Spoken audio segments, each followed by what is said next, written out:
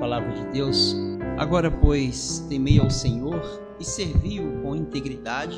Deitai fora os deuses aos quais serviram vossos pais e servi ao Senhor. Porém, se vos parece mal servir ao Senhor, escolhei hoje a quem servir, a quem sirvais. Se aos deuses a quem serviram vossos pais, que estavam da além do Eufrates, ou aos deuses dos amorreus, em cuja terra habitais. Eu e a minha casa serviremos ao Senhor. Vamos repetir junto esse eu e minha casa serviremos ao Senhor. Irmãos, como é conhecido nós todos, a Igreja Presbiteriana ela tem o costume a orarmos mais, a dedicarmos um pouco mais de tempo e estudo quanto à família no que se refere ao mês de maio. Então temos o mês de maio como o mês da família. Alguém pode falar, mas pastor, não é todos os dias? Sim, é todos os dias. Mas só para a gente entender, né? Janeiro a gente tem um mês que a gente ora a primeira semana do ano, é um mês de projeto, né? Onde nós focamos as nossas orações em projetos para pedindo a bênção de Deus para aquele ano.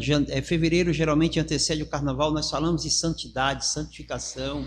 Março, abril ali, a semana geralmente está a paixão, a Páscoa, a gente direciona estudos, pregações sobre esses temas. E maio a gente trabalha meio que exclusivamente sobre família. E quando falamos de família, nós temos uma grande preocupação, porque hoje nós estamos inseridos em uma sociedade que tem um conceito familiar muito diferente do conceito bíblico. Quando falamos em família, nós às vezes deparamos com notícias que são estranhas. Recentemente teve um cachorro que ganhou uma herança aí de alguns milhões de dólares, né? Quando o seu dono, faleceu, ele deixou aquela herança para o seu animal. E é comum a gente assistir filmes, desenhos que falam, de alguém que deixa uma herança para um dos seus animais, porque hoje o conceito de família está bem diferente do que a Bíblia nos ensina.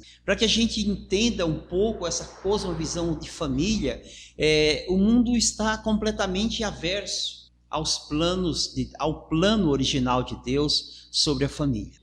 Hoje família é a união de duas pessoas. A união de duas pessoas, de dois homens ou às vezes de duas mulheres que não podem gerar filhos e que adotam uma criança. Não é que é errado de forma nenhuma adotar uma criança, mas eu estou falando que as pessoas resolvem fazer um projeto pessoal em contrapartida a um projeto divino, a um projeto de Deus quanto à família. Então pessoas querem construir famílias com às vezes duas pessoas do mesmo sexo.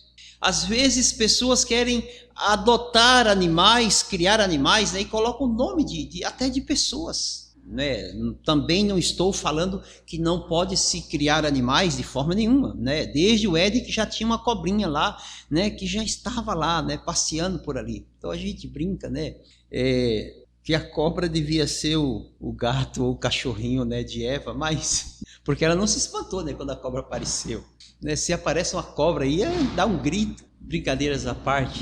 Mas tem pessoas que têm instituído animais como membros da família. Eu lembro que eu tinha um tio que às vezes ele conversava quase 1 hora com os passarinhos dele na gaiola. Colocava o passarinho para fora de manhã, colocava água, aí o passarinho tomava banho, ele esperava o passarinho tomar banho, depois o passarinho tomava banho, ele dava comida e ficava esperando o passarinho se aquecer no sol e conversava, e parecia que de fato era um filho dele. Não é que nós não podemos ter os nossos animais de estimação. Devemos, é bom, em alguns casos é até terapêutico, vermos a manifestação do poder e do amor, da glória de Deus através dos animais, porque Deus faz todas as coisas. Mas o que eu estou falando, irmãos, é de substituir valores, projetos, valores divinos, projetos divinos por valores nossos. Quando eu falo valores, é aquilo que nós entendemos que é melhor, que tem uma referência importante para nós. E projetos, quando nós definimos como jeito de vida, como proposta de vida, é assim que eu quero, é assim que eu vou viver. Então nós vemos hoje um mundo completamente averso quando falamos de família. O mundo hoje tem um conceito de família moldado em seus prazeres, geralmente impulsionado pelos seus pecados. Mas nós encontramos aqui um texto que demonstra que Josué ele teve que tomar uma decisão. Josué, ele era o líder. E mesmo quando ele vai falar esse texto, ele vai falar dos pais. Chega um momento que as pessoas estão se afastando de Deus, que estão vivendo conforme o desejo do seu coração, se afastando do plano de Deus. Então Josué convoca as pessoas e diz: olha, vocês agora temei a Deus, serviu com integridade e com fidelidade, joguem fora os deuses, aquelas paixões que vocês têm, aqueles desejos que vocês têm, aquilo que satisfaz o coração de vocês. Veja que os deuses aqui, né, está com letra minúscula, que define bem claro que somente o nosso Deus é com letra maiúscula. Mas os vossos deuses, joguem isso fora, declinem deles, porque os pais de vocês serviram a esses deuses, da além do Eufrates, do outro lado do rio, lá no Egito. Os pais de vocês serviram a esses deuses. É interessante quando a gente olha a Bíblia falando de pai, né, a gente vê os filhos obedecendo fielmente a tradição dos pais, o Deus dos pais. A gente vê uma ruptura nisso, é quando Deus chama Abraão e fala: Abraão, sai da tua casa, da casa do teu pai, do meio do teu povo, aí da tua terra, sai daí e vai para um lugar que eu te mostro. Nós estamos vendo Deus falando para Abraão, e Abraão, quando a gente olha para Abraão, irmãos, Abraão não tinha muita perspectiva de vida, porque ele era um pai, um filho, quer dizer, né, um filho que não tinha filhos, casado com uma mulher que não poderia gerar filhos. Abraão não tinha muita expectativa de vida no contexto de crescimento, de se expandir sobre a terra, de dar continuidade ao nome do seu pai, de constituir uma família eterna, né? Uma família que estabeleceria o seu nome.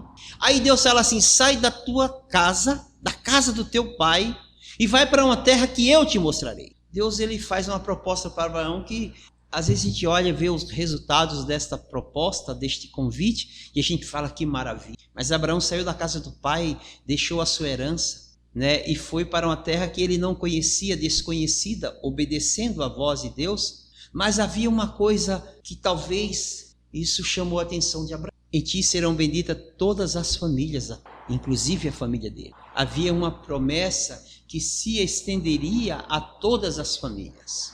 Então Abraão, ele sai da casa do pai dele e vai embora para um local, para uma terra que Deus lhes mostraria. Mas isso mostra aqui uma ruptura à tradição, ao ensino, à adoração dos pais, aos deuses dos pais. Mas Abraão aqui, ele estava disposto a fazer diferente. E agora, quando Josué chama as pessoas e diz: deixem os deuses de vossos pais, nós precisamos fazer uma aliança com o Senhor. E ele diz: porém eu e minha casa serviremos ao Senhor. Isto aqui demonstra a autoridade e a liderança de Josué sobre sua família, sobre a sua família. Eu e minha casa serviremos ao Senhor. Josué não era apenas um líder daquele povo, constituído um juiz, né, o primeiro juiz. Ele não é apenas o líder daquele povo, mas também da sua casa. Ele convoca o povo a servir a Deus e ele diz: eu e minha casa serviremos ao Senhor. A primeira coisa que nós podemos entender é que existe uma responsabilidade nossa da liderança do lar. E o homem é colocado aqui como a liderança do lar. Isso nós encontramos o homem colocado como o cabeça, mas é Cristo que dirige todas as coisas. Mas aqui tem uma referência que este homem que era o líder no seu lar, ele toma a decisão e diz: eu e minha casa serviremos ao Senhor. Então isso demonstra que havia uma preocupação daquele homem de que ele e a sua casa servissem ao Senhor. Porque Josué, ele tinha convicção de uma coisa, que a família é um projeto de Deus. E quando nós olhamos para a Bíblia, nós encontramos no capítulo 2 do livro do Gênesis, no verso 18, quando Deus disse: não é bom que o homem esteja só.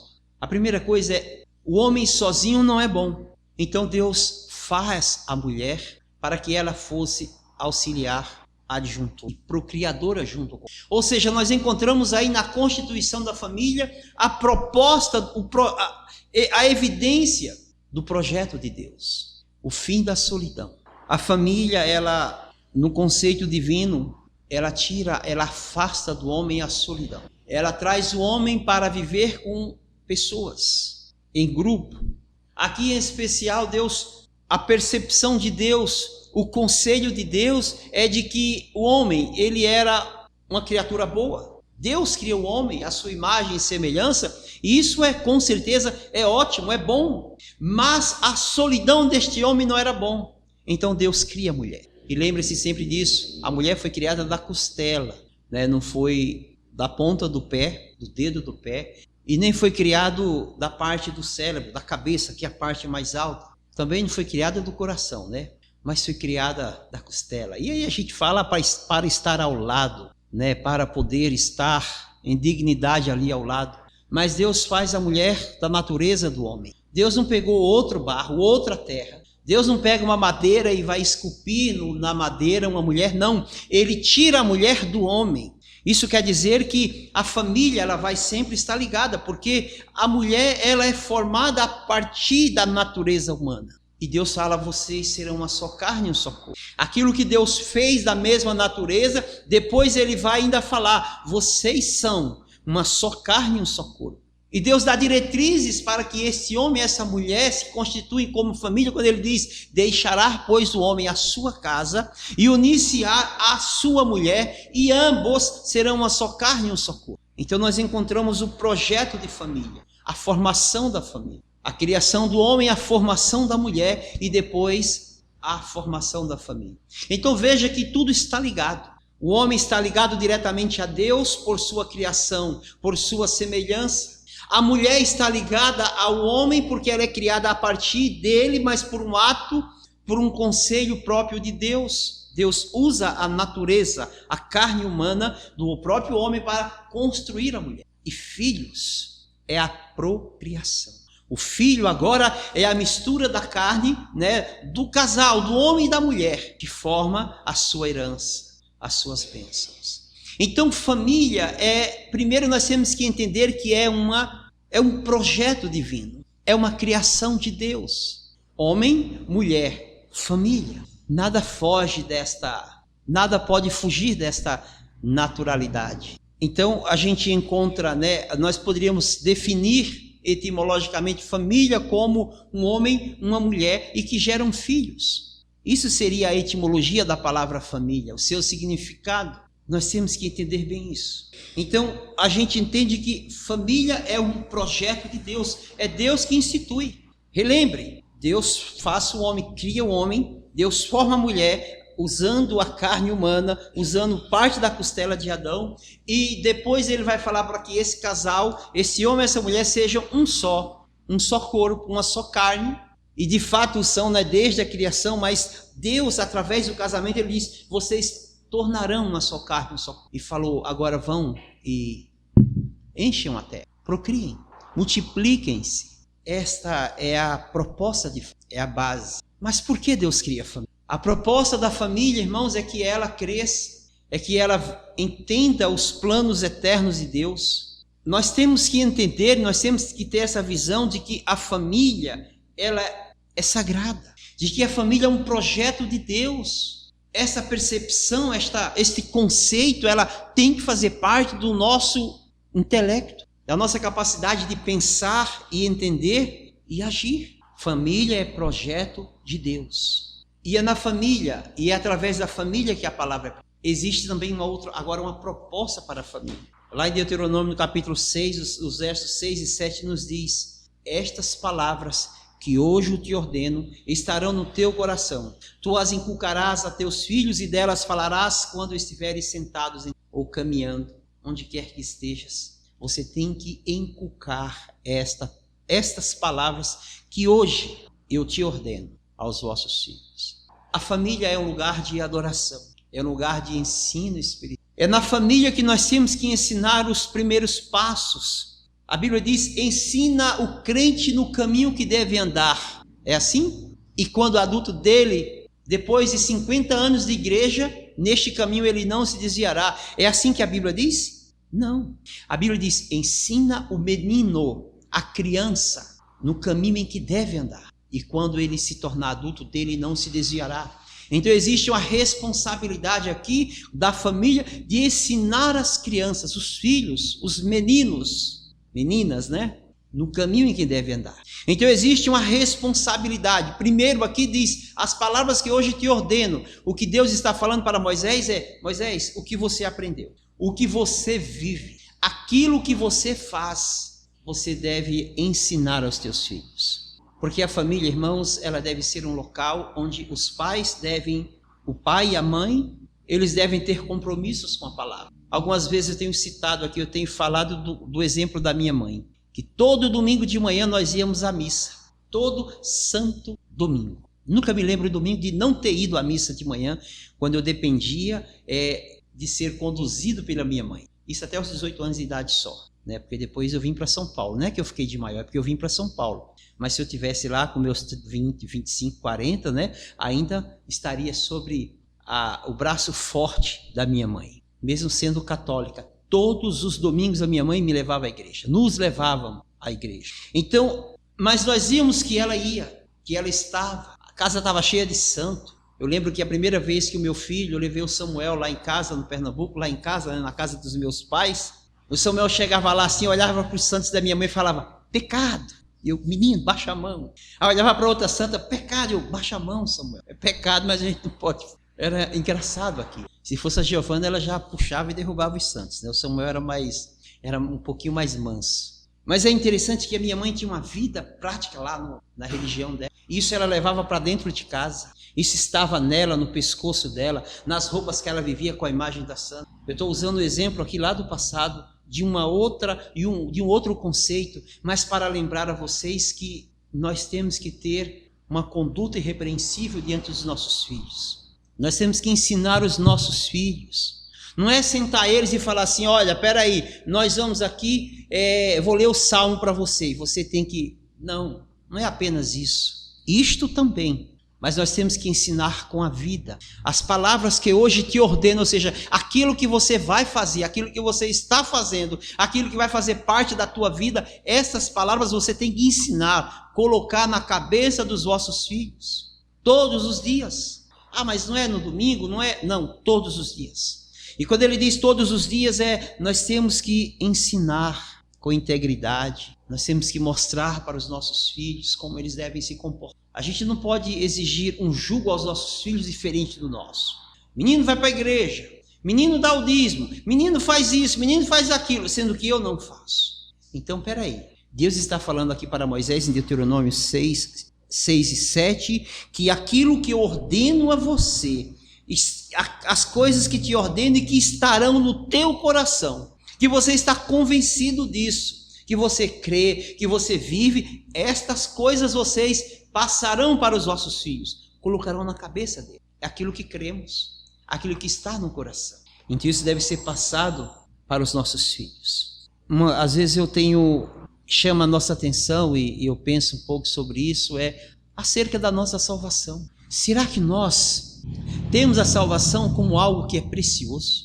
Será que nós todos os dias nós lembramos que fomos salvos e libertos do fogo do inferno? Será que nós lembramos todos os dias que nós somos levantados dos mortos, porque a gente andava morto, né? E ele vos deu vida, estando vós mortos em vossos pecados e delitos. Será que nós temos todos os dias a consciência que fomos libertos disso?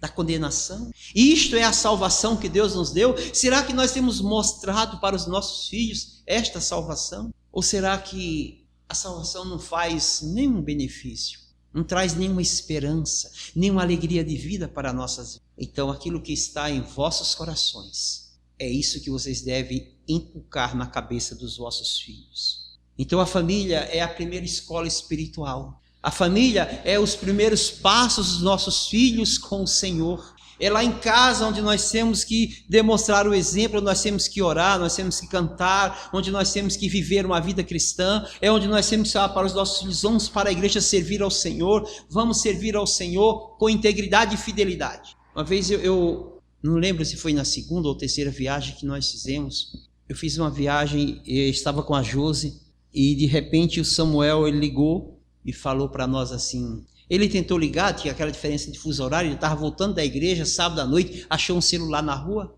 e levou para casa, mas o culto lá na Assembleia terminava às 10 da noite, 9h30, 10 horas, mais 4 horas já era 1, 2 da manhã lá nos Estados Unidos. E aí ligou, mas na hora nós não vimos a ligação e depois, outro dia de manhã, no domingo, ele ligou e falou, pai, achei um celular. Porém antes, um sábado antes, nós tínhamos ido no Brás e enquanto estávamos lá, alguém roubou o celular dele. Colocou a mão no bolso dele e roubou o celular que ele tinha. Ele estava sem celular. E aí no domingo, no sábado depois que nós tínhamos viajado, ele achou esse celular na rua. E aí ele achou o celular, uma pessoa falou para ele assim, olha, eu te compro esse celular, eu pago. Ele falou, não, eu encontrei, eu tenho que devolver para o dono.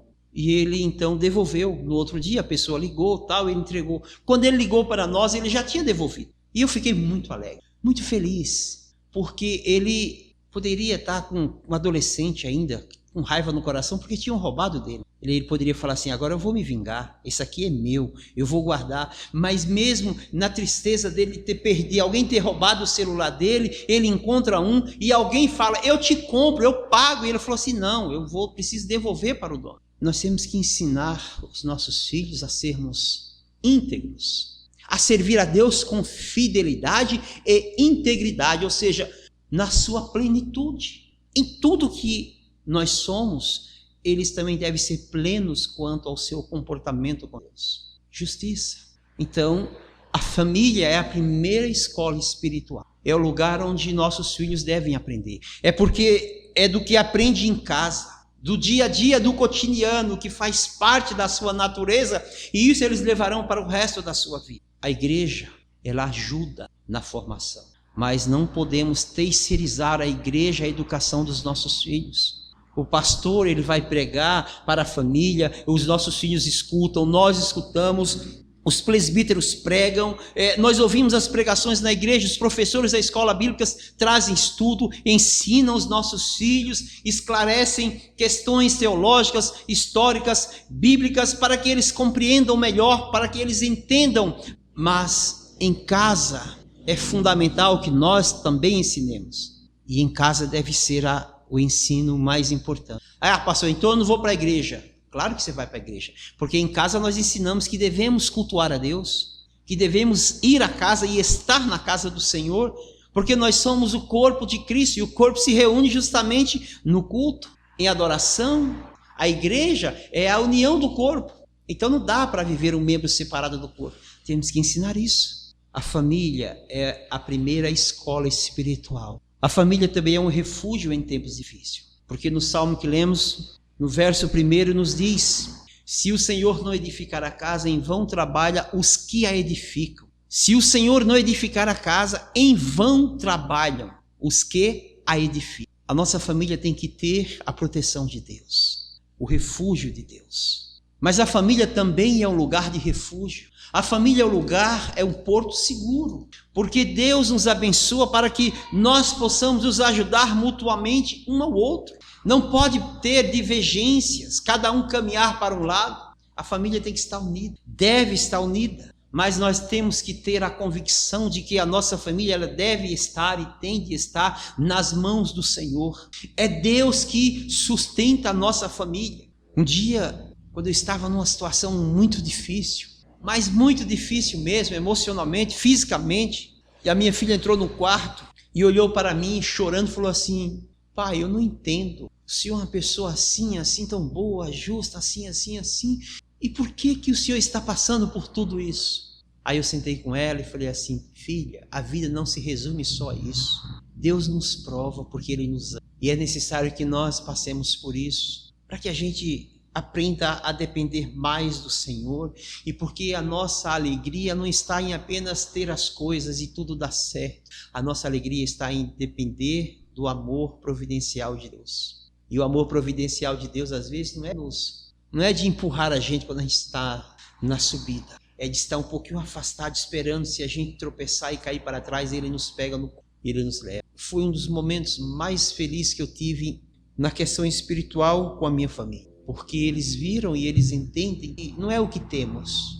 mas é o que somos. E é isso que nós temos que ensinar, é isso que nós temos que mostrar aos nossos filhos, que a família, que a nossa vida, ela está nas mãos de Deus. E o que acontece? Vontade de Deus. Então, quando uma família, ela depende de Deus, ela entende que a gente trabalha, que a gente faz, que a gente planta, que a gente junta, mas é Deus que está no controle. É Ele que faz prosperar, é Ele que faz com que a gente caminhe. prospere. E às vezes a gente vai ficar um pouco estagnado, parado, em meio à tempestade, quando o barco estiver quase afundando, que a gente já entender que não tem mais forças e que vamos perecer. Aí o Senhor vem e nos socorre. Vem um tempo de bonança. Temos que ensinar isso aos nossos filhos. Mesmo em meios de dificuldades, a mão do Senhor está conosco. Então, como está a base da sua família? Jesus, ele vai falar que havia um homem, Nércio,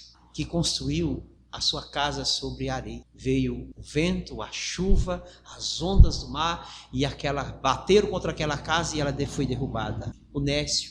Mas havia o prudente, e o prudente construiu a sua casa sobre a rocha. Ele fez alicerces seguros, bases seguras, e veio o vento, veio as águas, veio a chuva, bateram contra aquela casa, mas ela não derrubou, porque aquela casa estava construída, ela tinha base, e ela foi construída sobre a confiança no Senhor. Então nós temos que entender que Deus se manifesta também em nossa família, em exemplos, em ações que o seu nome é glorificado através da nossa família. A nossa família precisa entender isso e nós temos que ensinar, porque Deus, ele atua e ele faz coisas no meio da nossa família. Olhamos para a Bíblia e vemos famílias que foram abençoadas e que abençoaram. Um primeiro exemplo é Abraão. Em ti, Abraão, serão benditas todas as famílias. Na família de Abraão, na família de Noé, na família de Josué. Famílias, elas servem de bênção, modelo em santidade, em disposição em servir, em capacidade de amar. Como é que está a nossa família? Tem sido uma bênção? Será que nós temos esperança que do nosso lar saia um missionário, né? Saia um pastor, um cantor, um pregador, alguém que vai trabalhar com a SAF, alguém da UPH? Será que nós temos esperanças de que nossa família, a nossa descendência, elas sirvam ao Senhor? Famílias, as nossas famílias, elas devem ser bênçãos na terra, na sociedade. E assim elas serão bênçãos também em nossa igreja. A unidade, a natureza da nossa família, o propósito da nossa família deve buscar primeiramente a glória de Deus, mas também servir a Deus aqui. Irmãos, como está a nossa família? Qual tem sido a base da nossa família? Quais têm sido as nossas orações a favor de nossas famílias? Será que nós temos ensinado? Será que temos ensinado com a vida, com o comportamento, com a conduta? Será que temos ensinado também em palavras, realizado cultos em nossos lares, ensinado aos nossos filhos, pregado para os nossos filhos? Será que temos às vezes colocado louvores para ouvir em casa? Será que temos ensinado a nossa família que nós devemos depender de Deus? Que nós estamos em um barco e nós estamos caminhando, atravessando um grande mar, e neste mar pode ter momentos de bonança, mas também podem ter tempestades, mas que ninguém vai pular fora desse barco, que tem um guardião que vai conduzir este barco em segurança e fazer ele chegar no seu destino final em segurança. Ainda que tenhamos que passar sim em tempestades, será que temos produzido em nossa família o desejo de ser bênçãos, amar, cuidar, servir, sermos humildes, servir ao Senhor e servir à igreja e também servir as pessoas lá fora? Será que temos ensinado a nossa igreja a ser uma bênção? Existem propósitos, desde o Éden, que Deus falou para encherem a terra, para serem felizes, férteis. A chamada de Abraão de que todas as famílias da terra seriam benditas nele. Ao compromisso explícito de Josué de falar: eu e minha casa, a minha família, serviremos ao Senhor. Que Deus nos dê sabedoria e que nós possamos louvar a Deus através da nossa família e com a nossa família, com ela e por ela. E que a nossa família sejam bênçãos de Deus. Bênçãos para nós, harmonia, força, união, estarmos juntos, servindo a Deus ali e com um aconselhando o outro, um ajudando o outro, um servindo o outro, mas na igreja essa família ser forte, perseverante, estar junto, e também quando alguém lá fora necessitar dessa família, a nossa família seja disposta a servir, a glorificar a Cristo através da ajuda e de missões, da proclamação do Evangelho. Irmãos, se nós olharmos para estas questões, nós seremos felizes em nossa família e veremos a prosperidade e a mão do Senhor. em nossa família. Que Deus nos abençoe e que cada um de vocês, sejam bênçãos em vossas famílias e que isso reflita em vossas famílias o caráter de Cristo, nosso e aquele que também ensinamos através da pregação. Que Deus nos abençoe e que tenhamos uma família para a glória e o louvor do nosso Deus. Vivamos para a glória do Senhor através da nossa família.